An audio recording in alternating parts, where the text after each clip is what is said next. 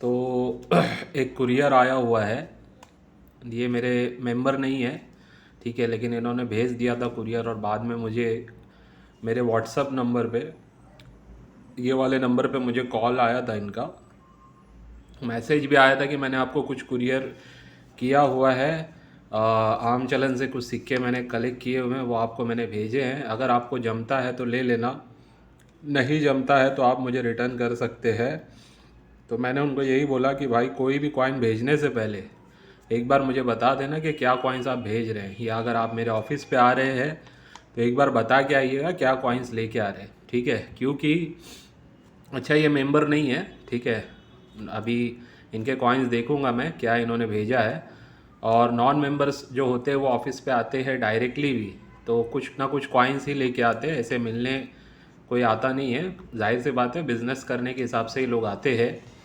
तो मेरा एक रिक्वेस्ट है कि आप लोग जब भी आओ ना, बता के आओ कि मैं कुछ कॉइन्स ला रहा हूँ, क्या कॉइन्स ला रहा हूँ, क्या नहीं ला रहा हूँ। एटलीस्ट मुझे पता रहे तो मैं उस पर बोल पाऊँगा कि वो कॉइन अभी मुझे चाहिए नहीं चाहिए, ठीक है। तो ज़रूरी नहीं है कि जो कॉइन्स आपके पास हैं, चाहे वो स्केयर हो या रेयर हो, वो मुझे लेने ही हो, ठीक है। तो ये बात का भी ध्यान रखना है। हाँ, ये बात ज़रूर मैंने बोली हुई है कि जो मेरे मेंबर्स हैं उनसे मेरी कॉइन परचेसिंग की मैंने ऑफ़र भी दी हुई है, वो आप लोग देख सकते हैं। लेकिन किसी से भी बाइंग करने के टाइम पे मैं बात करके ही मतलब डीलिंग होगी। ये समझ लो अभी किसी के पास कोई स्केयर कॉइन है, अगर उसके पास 100 पीस है, ठीक है, और वो सोचे कि ये 100 के 100 पीस मैं ऑर्बिट में जाके यहाँ पे आके भेज दूँ या कुरियर कर दूँ, दे दूँ जाके, तो ऐसा नहीं होगा। हो सकता है उसमें से 20 पीस की मुझे रिक्वायरमेंट होगी तो मैं वो 20 ही लूँगा। हाँ, आगे मैं बोल सकता हूँ कि भाई आगे आपको शायद इसका मैं और परचेसिंग कर लूँ, बिकॉज रिक्वायरमेंट के हिसाब से होता है, तो ये बात का भी थोड़ा ध्यान रखना है, ठीक है। तो इसको ओपन करता हूँ, देखता हूँ क्या चीज़ आई हुई है। इन्होंने जो भेजा है ये मेरे हिसाब से कहाँ से आया है, शेख दाऊद नाम है इनका, ठीक है। अशोक कैलनी कागज़ नगर, जो भी है इनका। अब ये ऐसा था कि पोस्टमैन मेरे पहचान वाला है, तो उसने मुझे बताया कि साहब एक कुरियर आया हुआ है, आपका ही एड्रेस दिख रहा है, बोले नंबर आपका दूसरा दिख रहा है। तो मैंने बोला हाँ, ये नंबर जो मेरा है ना, ये व्हाट्सअप वाला है, लेकिन उन्होंने डाल दिया बिकॉज उनको नहीं पता था एक्चुअल कौन सा नंबर डालना होता है कुरियर करते टाइम पे। तो बहरहाल मिल गया था ये परसों ही, कल रात में मैं इसको, सॉरी कल ही मिला मुझे, कल रात में ही मैं इसको करने वाला था अनबॉक्सिंग, लेकिन नहीं कर, कुछ लोग आ गए थे ऑफिस पे, अभी भी कोई आने वाले विज़िट के लिए, ठीक है। तो मैंने सोचा अभी कर देते हैं अनबॉक्सिंग, फिर टाइम मिले नहीं मिले देख लेते हैं क्या कॉइन्स इन्होंने भेजे। अब ये आम लोगों के लिए हो सकता है इसमें कुछ सीखने वाली बात हो, ठीक है। और मैं एकेएम से रिलेटेड भी कुछ बात बोलने वाला हूँ, इम्पॉर्टेंट बात है, तो वो भी आप लोग सुन लेना। जब मैं आगे इसमें कॉइन दिखाऊंगा उसके बाद फिर एकेएम पे भी थोड़ा बात करना है मुझे, बिकॉज क्या है, एकेएम में बहुत सारा प्राइस का वेरिएशन हो रहा है, ठीक है। ख़ास करके 5 रुपीज़ के कॉइन्स में ज़्यादा वेरिएशन है। जो मुझे पहले रेट मिला था उसमें और अभी जो रेट मिल रहा है उसमें ज़मीन आसमान का फ़र्क हो गया है। तो अभी फ़िलहाल जितना मैंने उसमें काम किया है, जितनी परचेसिंग की है, मैं आगे शायद उसमें और ना करूं, बाय ऑर्डर ही मैं करूंगा, क्योंकि मेरा काम आप लोगों को कम से कम रेट में चीज़ें दिलाना है। लेकिन अगर किसी चीज़ का रेट बहुत ज़्यादा ऊपर नीचे हो रहा है तो मैं नहीं चाहता हूँ कि मेरे जो भी मेंबर्स हो या नॉन मेंबर हो, अगर वो मुझसे कुछ चीज़ बाय करे और बाद में उसके रेट्स फ्लक्चुएट हो जाएं, तो ऐसा ना उनको लगे कि भाई ये गलत रेट्स में हमने बाय कर लिया है। तो ऐसा भी कहीं ना कहीं मुझे एक लग रहा है कि मार्केट उसकी वेरिएशन कर रही है। लेकिन ओवरऑल जिन्होंने भी परचेसिंग की है उनको मैं यही कहूँगा कि 2 से 3 साल उसको होल्ड करना है, आपको ये समझ के चलना है। और अगर कोई चीज़ के प्राइसिंग कम हो जाते हैं तो वो टाइम पे आपको कोई चीज़ सेल नहीं करनी है, वो टाइम पे बल्कि और इन्वेस्टमेंट करके उसको बाय कर लेना है। तो अभी रिसेंटली मेरे पास रात में एक डील आई थी 5 रुपीज़ की, कुछ पाउचेस थे, वो मैंने अपने कुछ मेंबर्स को भेजा था, उससे रिलेटेड मैसेज। 5 पाउच है और कम रेट में आ गया था मुझे, तो वो मैंने उनको बोला कि अगर किसी को इंटरेस्ट है तो बाय कर सकते हैं, पाउच लेना होगा लेकिन। यानी 100 कॉइन्स। तो उसमें से 3 लोगों ने फाइनल किया है, 2 पाउचेस और रहते हैं। अगर किसी को करना होगा तो मैंने रेट्स भेजे हुए हैं, करवा सकते हैं। वो अच्छी डील है, बार बार आती नहीं है इस टाइप की डील। जिनको भी लेना होगा मुझे बता सकते हैं, मैं वो फाइनल। ठीक है, तो देखिए ये कुरियर ओपन हो गया इनका, कॉइन्स का जो भी है। अब देखते हैं इन्होंने किस टाइप के कॉइन्स भेजे हैं, समझ में आ जाए एग्जैक्टली क्या चीज़ इन्होंने भेजी है। हालांकि इन्होंने कि सिर्फ मैंने कलेक्ट अपने हिसाब से किया है, इनके पास शायद बुक भी है। तो अभी देखते हैं इन्होंने क्या भेजा। अभी जैसे 1 रुपीज़ के कॉइन्स है, ठीक है, ये देखिए एच मिंट मार्क कॉमन सिक्का। इस पर वीडियो बनाता हूँ मैं, लेकिन वीडियो नहीं देखते हैं लोग। ये भी एच मिंट मार्क बाहर की जो मिंट मार्क है स्टार वाली इधर पे, उस मिंट से है ये भी कॉमन है, यूके मिंट मेरे ख्याल से। 1988 कलकत्ता कॉमन है। इसमें 1988 में अगर डॉट होता नोएडा तो काम का होता वो। 98 कलकत्ता, आरबीआई का 1 रुपया कॉमन। ठीक है, अब मेरे ख्याल से लगभग सारे ऐसे ही ज़्यादातर होंगे। 89 का स्टार स्केयर में है, लेकिन कंडीशन ख़राब है, कोई काम नहीं आएगा। ठीक है, 1995 नोएडा, ये स्केयर में है, कलेक्टेबल है। ठीक है, इसमें डाई वैरायटी है, लेकिन डाई वैरायटी ये कलेक्टेबल है। और जो मैं मांगता हूँ वो है 2007 का स्टार वाला, ये 2008 का है। 2008 में ज़्यादा क्वांटिटी में छपा है। ये 1 रुपीज़ 2000 सन 2000 का ही है। ठीक है, कॉमन है, इसमें कुछ एरर वेरर नहीं है ये। ठीक है, कॉमन ही है ये। फिर से डाई वैरायटी 1 रुपीज़ 2009 1997।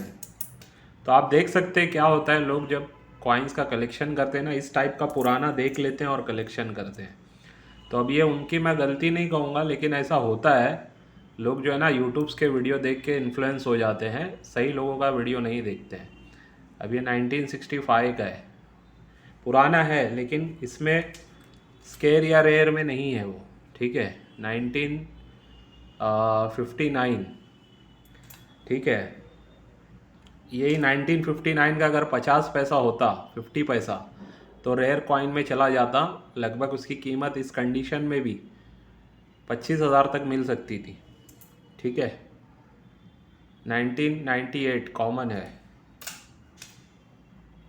2001 कॉमन है। तो इसमें लगभग सारे कॉमन है। ठीक है, ये खाली एक स्केयर है, लेकिन वैल्यू की बात करें तो 50 रुपये तक होती है। और इसमें भी मेरे ख्याल से बॉम्बे मिंट है, नोएडा नहीं है, बॉम्बे मिंट है। अगर आपको दिख रहा होगा क्लियर, देखिए बॉम्बे मिंट है, डायमंड बना हुआ है। बॉम्बे मिंट 1999 में फैट लायन इस तरीके से अगर होगा तो वो कलेक्टेबल है। ठीक है, 1995 और 1996 में ये हमें चाहिए नोएडा मिंट से।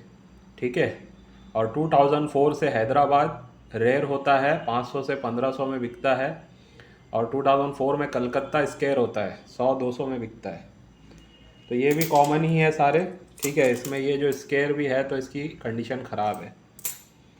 तो ये देखिए आप, ऐसे कॉइन्स आए हैं। अच्छा, इन्होंने बोला हुआ है ये मैं भेज रहा हूँ, आप उसका मतलब कॉमन बहुत ज़्यादा होंगे उसमें, लेकिन बोले कुछ मेरे हिसाब से भेजा हूँ, देख लेना आप। बोले और भी मेरे पास कॉइन्स है, मैं भेजूँगा।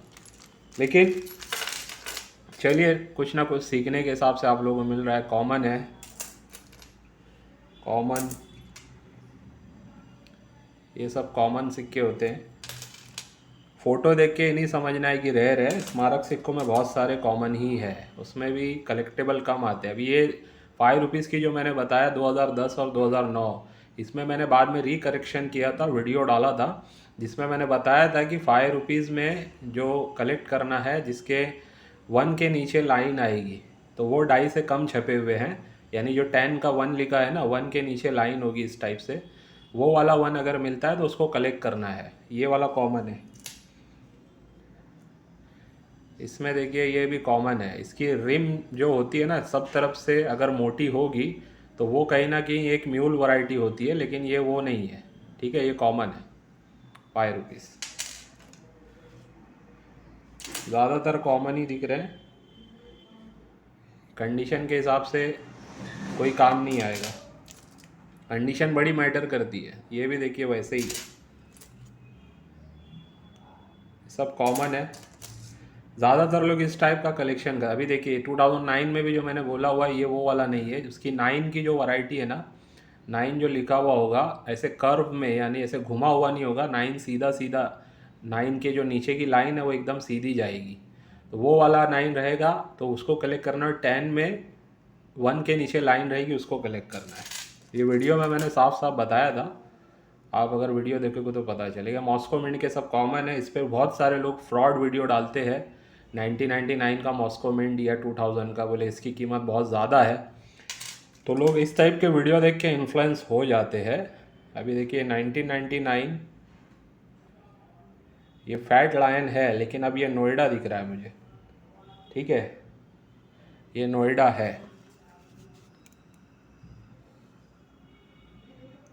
डॉट है ये, देख लो। ये अगर डायमंड होता तो थोड़ा सा इसकी वैल्यू 200, इस 200 या 150 इस कंडीशन में भी हो जाती। ठीक है, लेकिन कॉमन है, वो नोएडा से है। ये सब कॉमन है, कॉमन। अच्छा, इस वीडियो से आप लोगों को सीखने मिलेगा कि भाई साहब इस टाइप के मत कलेक्ट कीजिए। अभी ये स्टील में जो है ना, शास्त्री जी का सिक्का कॉमन है, यही कॉपर निकल में कलेक्टेबल है। ठीक है, तो ध्यान रखिए ये स्टील में कॉमन है, ये सब कॉमन ही है। इसकी कोई बॉर्डर थिक नहीं है, तो थिक बॉर्डर नहीं है इसका मतलब वो कॉमन है, सब कॉमन। देखिए इसका 9 भी कर्व है, सीधा होना चाहिए था। तो ये सब अभी जितने भी निकले हैं सारे के सारे कॉमन ही है। ऐसे अगर मेरे पास 1000 सिक्के भी आप लाओगे या भेजोगे, अगर वो कॉमन होंगे तो उसका कोई फ़ायदा नहीं है। इसके लिए बोलता हूँ कि एक बुक आपको ख़रीद लेना। अगर आप रिपब्लिक इंडिया की थीम पे काम कर रहे हैं और जो कि सबके लिए शुरुआत वहीं से करनी चाहिए, तो उसके लिए मैंने बोला हुआ है ये बुक आप ले सकते हैं। अभी मेरे पास तो ख़त्म हो गया, लेकिन जिनको बुकिंग कराना है एक बार मुझसे बात कर लें। 750 की ये बुक है। अब ये आपको 750 में ही शिपिंग के साथ मिलेगी। ठीक है, तो बुक करवाने के लिए आप मुझे पहले कुछ फ़ंड भेजेंगे तो फिर मैं बुकिंग लूँगा। इस बुक में आपको सारे कॉइन्स की डिटेल मिलेगी, कौन से कॉमन है, कौन से रेयर है, कौन से स्केयर है, 1947 से 2022 तक। तो ये सब, ये जो कॉइन है इसके लिए सबसे बेस्ट वही बुक है। मेरी बुक में रेयर से रेयरेस्ट वाला होता है। ठीक है, अब लास्ट पाउच है, देखते हैं इसमें कुछ निकलता है या नहीं।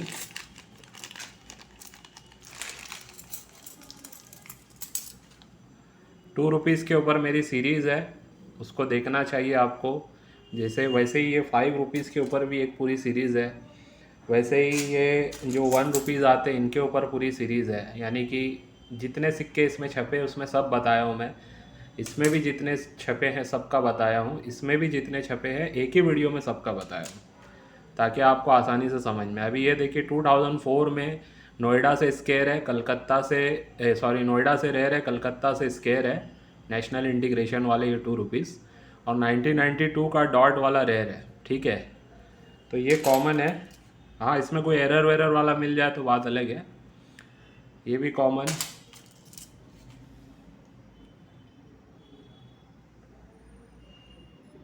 इस पे कुछ लाइन लाइन सी बनी है, लेकिन इसको मैं एरर नहीं बोलूँगा। हो सकता है ये मिंट का नहीं हो, बल्कि ये बाहर मतलब कहीं पे दब गया हो ये कॉइन, या कहीं पे ऐसे कुछ हो गया, स्क्रैचेस आ गए इस पर। ठीक है, इसको फिर भी मैं साइड कर देता हूँ। अब ये ₹2 वाले स्टील वाले जो आते हैं ना, इसमें कोई भी रेयर वैरायटी नहीं है। हाँ, इसमें एक डाई वैरायटी आती है जिसको लोग बोलते हैं कि उसका महंगा बिकता है, लेकिन मैंने कभी भी उसकी डील नहीं की है। जिसका 2 बड़ा होता है ना, वो एक वैरायटी आती है जो 100, 200, 300 तक शायद बिकता है वो। ठीक है, डिपेंडिंग ऑन कंडीशन। अभी देखिए ये तो मुझे 2 बड़ा नहीं दिख रहा है, वैसे ही दिख रहा है, दोनों सेम है। ये भी लगभग वैसे ही है। तो ज़्यादातर लोग क्या करते हैं, इस टाइप के कॉइन्स को जमा कर लेते हैं, लेकिन ये कॉइन्स वीडियो देख के आप जमा करोगे ना, कोई फ़ायदा नहीं होने वाला है आपका। शायद आपको मेरी बात सही नहीं लग रही होगी, लेकिन यही हकीकत है। ज़्यादातर लोग इस हकीकत को समझ नहीं पाते हैं। ये सब कॉमन है, ठीक है, मेरे हिसाब से तो सारे कॉमन है। इसमें कोई मेरे को डाई का बड़ा कुछ ऐसा मिला नहीं। 2 रुपीज़ उसमें 2 बड़ा लिखा हुआ होता है, ठीक है। अब जो यूट्यूबर्स बोलते हैं ना इन सब के बारे में, वो कभी ख़रीदेंगे नहीं आपसे, ये बात ध्यान रखना। बताने के लिए वीडियो डाल देते, लेकिन ख़रीदेंगे नहीं आपसे। तो वैसी चीज़ को आप टाइम वेस्ट करके क्या मतलब है। अभी देखिए 2004 एक कॉइन अभी आया है इनका कलकत्ता मिंट से, ये कलेक्टेबल है, ठीक है। 2004 कलकत्ता मिंट। इसकी प्राइस की बात करूँ तो नॉर्मली इस कंडीशन में डीलर आपको 50 रुपये शायद दे देगा, ठीक है। डीलर आपको 50 रुपये शायद दे देगा या 40 रुपये दे देगा, इससे ज़्यादा नहीं देगा डीलर आपको, ठीक है। तो ये एक है जो कलेक्टेबल निकला है, इसमें से 2 रुपया कॉमन। अब 1992 का है, लेकिन स्टार वाला है। ये अगर डॉट में आता तो रेयर में चला जाता। कॉमन है 2003 कॉमन, 2000 कॉमन, ये 2 रुपीज़ कॉमन है।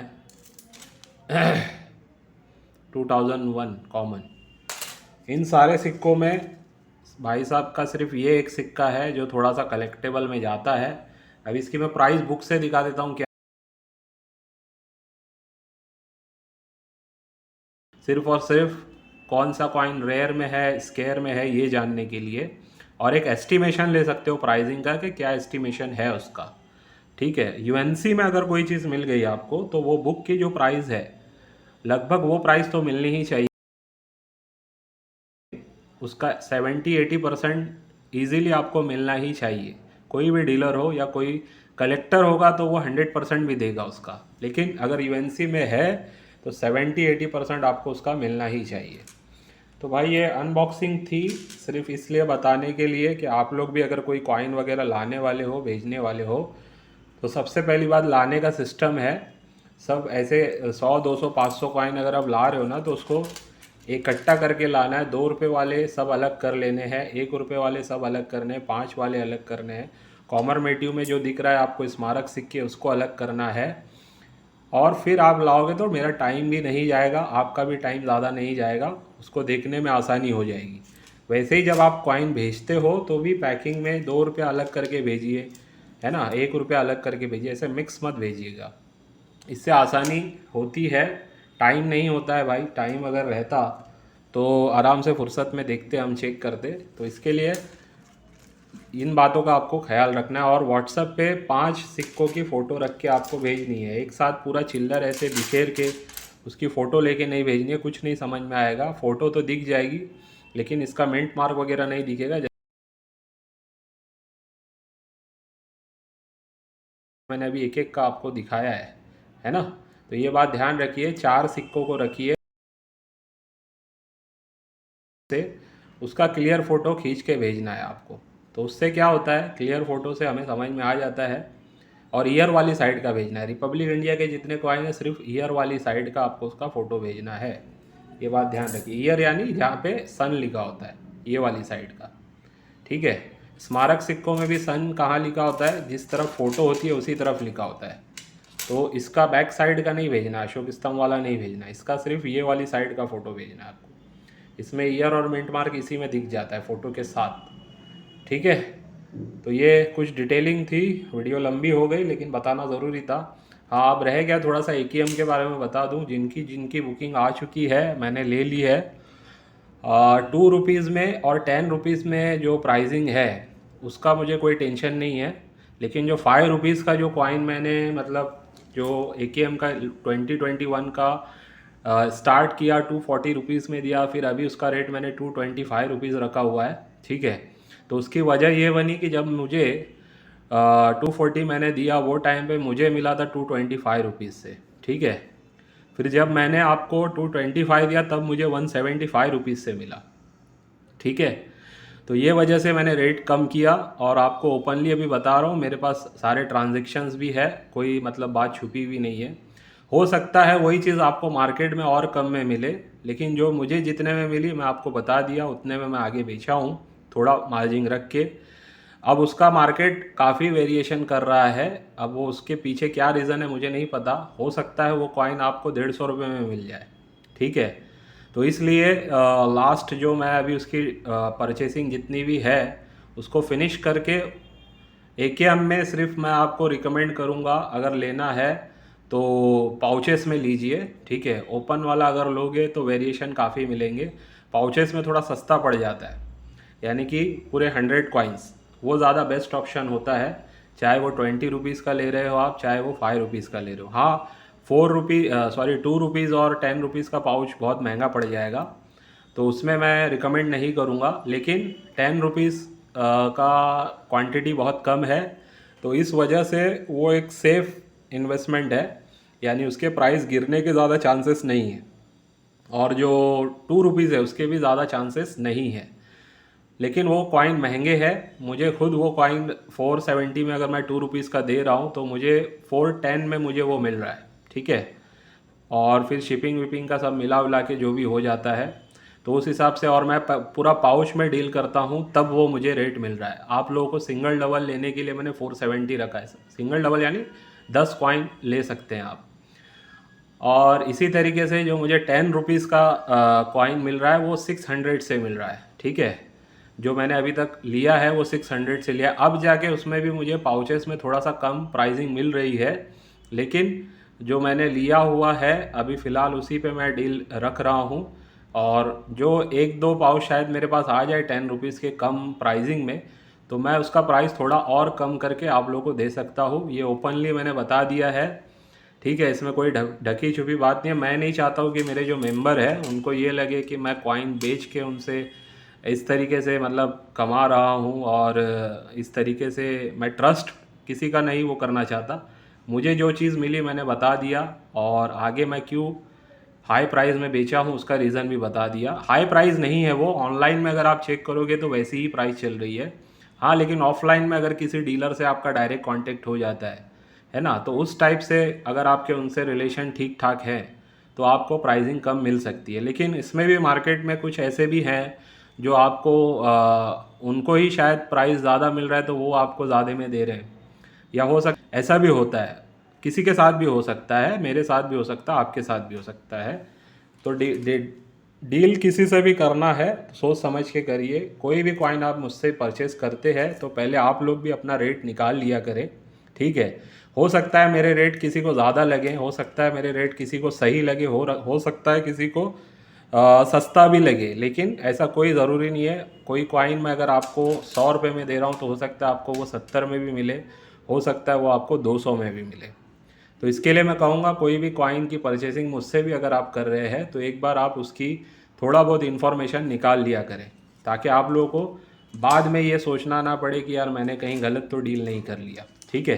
फिर भी मेरे तरफ से मैं ये, जब कोई किसी से कॉइन बाय करता हूँ ना अगर, तो उसको मैं ये बोल देता हूँ कि जैसे कॉमन कॉइन मैंने कलेक्टेबल कॉइन बाय किए हैं, या फिर उसमें से स्केयर कॉइन मैंने बाय किए, तो उसका मैं 7 दिन का टाइम दे देता हूँ सामने वाले को कि 7 दिन के अंदर अगर आपको मेरे से जो भी आपने डील की है वो गलत लगती है तो आप अपने कॉइन लेके जा सकते हो वापस, और मुझे मेरा पेमेंट दे सकते हैं। आपको ये ना लगे कि मैंने आपसे कम प्राइस में लिया हूँ, ठीक है। तो जब मैं बाय करता हूँ तो ये भी बोल देता हूँ, क्योंकि मुझे पता होता है कि मैंने गलत रेट में बाय नहीं किया है उनसे, उनको सही रेट दिया है मैंने, ठीक है। दूसरा, लेकिन मैं अगर किसी से लेके आपको सेल कर रहा हूँ तो उसमें ये अश्योरिटी मैं नहीं दे सकता हूँ कि आपको जो मैंने सेल किया है वही रेट में मैं आपसे वापस ले लूँगा। बिकॉज़ क्या है कि इस टाइप के जो मार्केट जब होती है जैसे AKM में हुई है, इसमें काफ़ी ऊपर नीचे हुआ है वेरिएशन, तो ऐसी मार्केट में इन्वेस्टमेंट थोड़ा रिस्की होता है, लेकिन लॉन्ग टर्म में रिस्की नहीं है। तरीका ये है कि मान लो अगर आज आपको कोई कॉइन 250 में मिला है और वही आपको 10-15 दिन के बाद कहीं से 150 में मिल रहा है, तो अगर आपने 10 कॉइन बाय किए हैं तो 150 में आप उसको कम से कम और 20 कॉइन को बाय कर लो। अगर 100 में फिर प्राइस गिर गया, 100 मिल रहा है, तो 100 में आप कम से कम और 20-30 कॉइन बाय कर लो। ये होता है इन्वेस्टमेंट का तरीका। एक ही बार में वन शॉट में पूरा इन्वेस्टमेंट नहीं लगाना है, नहीं तो आपका इन्वेस्टमेंट ख़राब हो सकता है।